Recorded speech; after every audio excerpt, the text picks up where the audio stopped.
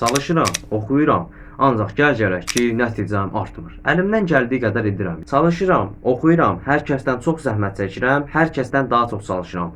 Digər bütün diqqət dağıdıcı unsurlardan qurtulmuşam.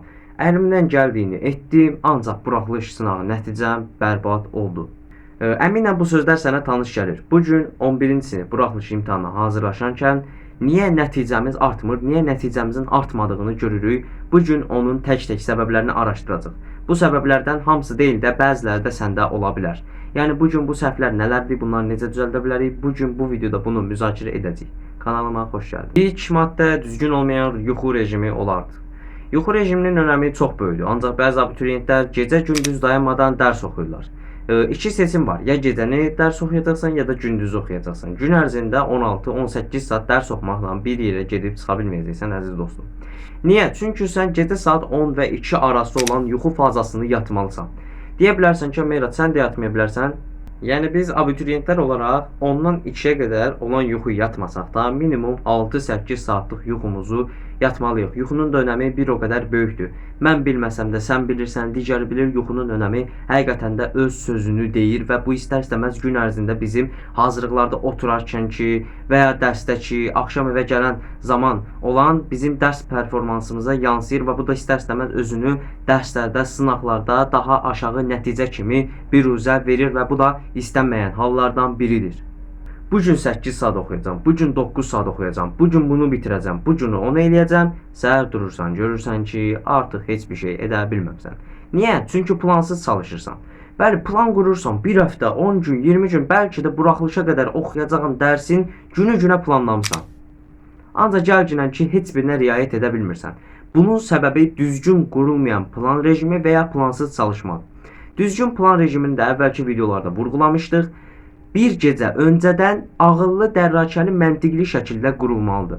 Bu qurulan planlar tamamən məqsədə uyğun, fantastik olmamalıdır. Yəni necə deyim, edə biləcəyin şeyləri qoy. Hətta deyərdim ki, əvvələ çətin şeyləri qoysan, sonra isə asan şeylər qurasan ki, planın daha rahat olsun və bu plan doğrultusunda 6, 8, bəlkə də 10 saat dərs çalışa biləsən. Diqqət dağıdıcılar. Çox gözəl dərs oxuya bilərsən. İstədiyin nəticədən daha yüksək göstərə bilərsən. Bəlkə də Azərbaycan dili, riyaziyyat, ingilis dili mükəmməl səviyyədədir. Ancaq həyatında o 4 bucaq varsa, təəssüf ki, nəticən artmayacaq.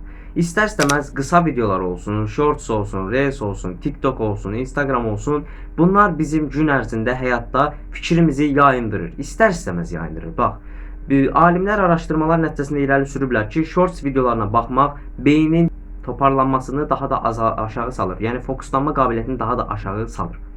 Yəni bu da istənməyən bir hadisədir. Çünki biz dərsə oturan zaman biz dərsə fokuslanmalıyıq və bu dərsi normal bir şəkildə ərsəyə gətirib ortaya çıxardıb hazır bir şəkildə etməliyik və adı üstündə çox çalışmaq yerinə verimli çalışmağı seçməliyik və bu shorts videolar olsun, qısa videolar olsun və ya TikTok, Instagram olsun, bunlar istər-istəməz bizim fikrimizi yayındırır. Deyə bilərsən ki, Meyraz, mən dərs oxuyan zaman baxmıram, dərs oxuyan zaman baxmasan belə istər-istəməz fikrini yayındıran şeylər olur və bu da sənə gələcəkdə dərs oxuyarkən, hətta buraxılış imtahanda belə mane ola bilər. Dərsə əzab kimi baxmaq. Bəli, bunlar da var. Bu gün bunu oxumalıyam, bu gün bunu etməliyəm, bu gün bunu oxumasam öləcəm, bu gün bunu etməsəm mən zəifəm, mən bu qədər çalışmıram, mən bu qədər oxumuram deyirsən və dərsi öz cəhənnəminə çevirirsən. Dərs ümumiyyətcə onu sevənlə barışır, onu sevənlə dost olur. Sən hər dərs oxuyandan sonra bir daha deməməlisən. Sən dərs oxuyandan sonra, əla, bunu bitirdik, halal olsun bizə, indi 5 dəqiqədən sonra növbəti dərsə keçməliyəm deməlisən. Yəni, dərsi oxuduqca əldə etdiyin nailiyyətlər üzərinə özünü tərifləməli, özünü təbrik etməlisən, qısa, dəqiq, pillə bu yolda getməlisən ki, bu da sənin dərs oxuma qabiliyyətini bir o qədər yuxarı çəkəcək bir ünsur olacaqdır. Ki, məncə də dərsdə oxuyan zaman buna diqqət etdirmək lazımdır. Qısa zamanda böyük artış gözləmək. Artıq buraxılış imtahana sayılı günlər qalıb və sən özündən 50-60 ballıq bir artış gözləyirsən ki, 50-60 bal fantastik bir rəqəmdir. Məsələn, 200 yığırsansa 260, 250 yığırsansa 300 bal gözləyirsənsə, bu imkansıza yaxın çətinlik səviyyəsindədir. Amma əgər günlük həqiqətən də 12-10 saat çalışsansa, verimli çalışsansa, bu hədəf çatıla bilər. Ancaq məsələn, mən məsəl üçün normal oxuyan bir gəncsənsə 180 bal yığırsan, 170 bal. Mən 250 yığacam bu sıraq, 260 yığacam deyirsən, gəlib 200 bal yığırsan, sonra da deyirsən ki, mən niyə zəifəm? Zəif deyilsən, sadəcə artışın biraz qısa olub. Yaxşı tərəfindən bax. 180-dir, 200 elədin, növbətdə buraxılışda da 220 etsən, əminəm ki, 400-500 ballıq bir universitet istəsən, əminəm ki, o balla da gedib o universitetə girə biləcəksən. Yəni qısa artışları da nəzərdən alma. Çünki sən məsələn 200-ə az baxsan, gələcəkdə 150 yığsan, bəlkə də kim bilir hansı vəziyyətə düşəcəksən və sənə hansı çətinliklər yaranacaq. Bunu da nəzərə alaq, indiki sınaqların çətinlik səviyyəsi. Həqiqətən də buraxılış sınaqları və buraxılış imtahanı tam ayrı-ayrı səviyyələrdə olur. Bir baxırıq ki, suallara olimpiada sualı salıblar. Bir də baxırıq ki, buraxılış həqiqətən də çox asan səviyyədə salınıb. Və bunun səbəbi də istər-istəməz bizi mandraja salır və bizi qorxudur.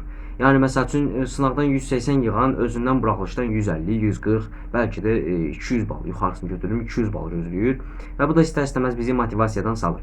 Ona görə dediyim kimi sınaqların çətinlik səviyyəsində bir nəzərə almaq, bir xatırlamaq lazımdır. Vicdanını rahatlatmaq istəyirsənsə, köhnə illərin qəbul və sınaqlarını işləyərək də sınaqların nə dərəcədə, qəbulların nə dərəcədə asan olacağını özünlə müşahidə edə bilərsən. Və buna da gəldik arxayınlıq. İnsanın ən böyük düşməni tənbəllik deyil, onun arxayınlığıdır. Arxayın bir gənci hər tərəfdən vurmaq asandır. Məsələn, mən bilirəm deyirsən və görürsən ki, nəticən niyə bu qədər pis və bu qədər bərbad çıxdı. Və inan mənə, o 200 gözləyənlər, az bal gözləyənlər, az yazdıqlarını bilənlər o qədər də bir şey olmur. Çünki niyə? Çünki onlar bilirdilər az yazacaqlarını, təxmin etmişdilər. Sadəcə daha çox olsa daha yaxşı olardı perspektivi ilə yanaşmışdılar. Ancaq sən məsələn 270-260 gözləmisən və gəlib buraxılışdan 200 yığırsansa, bu sənin arxayınlığının günahı da ola bilər. Ona görə dediyim kimi, həmişə biraz hədəfi daha aşağıdan tut. Yəni aşağıdan tut demirəm. Məsələn 290 potensiallıq bir gəncsənsə 290-da tut hədəfini. Ancaq məsələn özünün nə olduğunu bilirsən. Yəni sən bilirsən ki, məsələn Meyrad ana dili 90 götürsəm, ingilis dili məsələn 95 götürsəm, riyaziyyat 70 götürsəm, belə bir şeylər eləyə bilərik. Ancaq məsələn deyirsən ki, ana dili 100 götürəcəm, ingilis dili 100 götürəcəm, riyaziyyat 95 götürəcəm. Götürə bilməyəndə də günahkar kim olacaq? Ya sınaqları keçirən təhsil müəssisəsi olacaq, ya da ki sən olacaqsan. Bugünkü videoda buraxılış imtahanına hazırlaşarkən niyə nəticəmiz artmır, niyə sınaqlardan çox gözləyirik, amma az yazırıq, onun səbəblərini müzakirə etdik, onun üzərində araşdırmalar apardıq, onu necə həll etmək olar üzrə danışdıq. Əlbəttə burada öz təcrübələrimi də qatdım və məlumatlar tamamilə mənə məxsusdur. Bəzilərini bəlkə də müəllimlərimdən eşitmişəm, amma tamamilə mənə məxsusdur və bunların hamısı praktikaya keçirdiyim şeylərdir. Əgər danışıq tərzim, videolarımın formatı sənin xoşuna gəldiysə, açıqlamalar bölməsinə WhatsApp kanalımı da qoydum. Oraya qatıla bilərsən. Günlük şəxsi inkişaf, dərs və motivasiya ilə bağlı cümlələr paylaşır, sorğu anketləri keçirirəm və çox bəyəndiklərimi ulduzla işarələyirəm. Və bizə qatılaraq inkişafına inkişaf qata bilərsən. WhatsApp kanalıma səni gözləyəcəm. İzlədiyin üçün təşəkkür edirəm. Əminəm bu videoda sənə biraz da olsa faydam dəyə bildi. Növbəti çalışmalarda görüşənə qədər sağ ol, salamat qal.